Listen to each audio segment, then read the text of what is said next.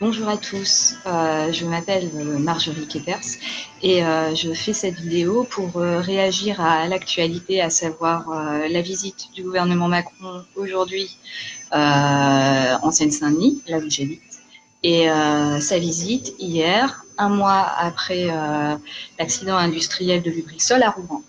Je réagis parce que ces deux histoires sont liées avec mon histoire personnelle. J'ai 41 ans et il y a 3 ans, j'ai découvert avec mes deux voisins un cancer qui n'avait pas de raison d'être. Or, il s'avère qu'il y a une dizaine d'années, nous vivions tous les trois à côté d'une industrie sidérurgique à Pantin et qui a fermé depuis. Et on est tous les trois tombés malades sans cause connue à 30 ans à peine. Et la question forcément du lien entre la contamination industrielle et nos maladies s'est posée. Une enquête est en cours, on n'a pas les résultats, mais comme ce sont des maladies qui mettent une dizaine d'années avant de se déclarer et que les conséquences en fait des contaminations industrielles sont en général sur le très long terme, ou en tout cas sur le long terme, on peut difficilement aujourd'hui faire de lien entre les contaminations et nos maladies.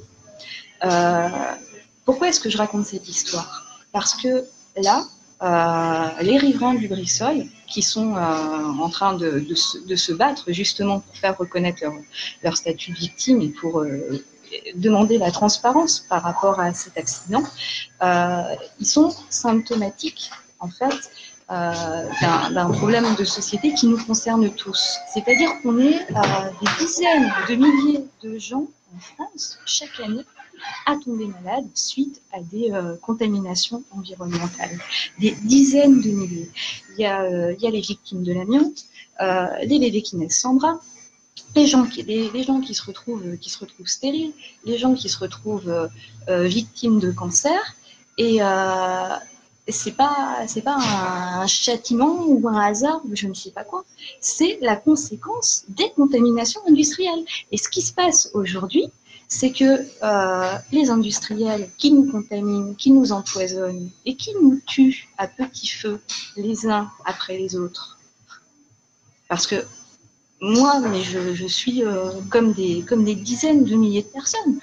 Je me retrouve aujourd'hui handicapée à vie, mais survivante. Il y en a qui n'en survivent pas quand même. Eh ben, les gens qui montent ces industries, ils savent pertinemment qu'ils sont en train de contaminer tout le vivant qu'il y a autour d'eux. Et ils ferment les yeux. Et ils sont protégés par une partie des politiques qui ferment les yeux. Pourquoi? Parce que, en fait, ils s'en foutent de notre santé. Ce qu'ils veulent, c'est ce qu'ils mettent en avant, c'est les enjeux économiques, les enjeux financiers, de temps en temps enrobés dans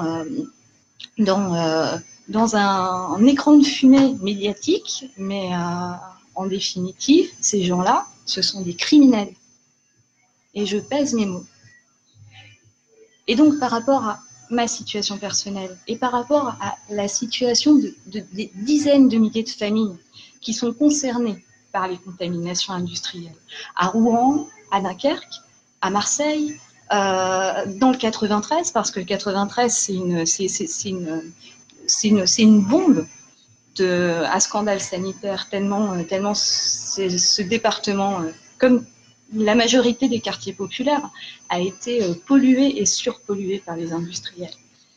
Eh ben, il faudrait qu'on s'unisse tous et qu'on se fédère tous au sein d'une grande structure fédératrice pour pouvoir unir nos forces et faire reconnaître la notion de crime industriel et dépasser le statut de victime pour imposer le droit à un environnement sain. Parce que nous avons tous le droit de vivre en bonne santé, quel que soit l'endroit où on habite. Et les gens qui savent qu'ils sont en train de nous tuer à petit feu, eh ben, il faut qu'ils payent pour les crimes commis et que ça ne se reproduise pas. Alors, unissons-nous tous contre les crimes industriels et pour le droit à un environnement sain.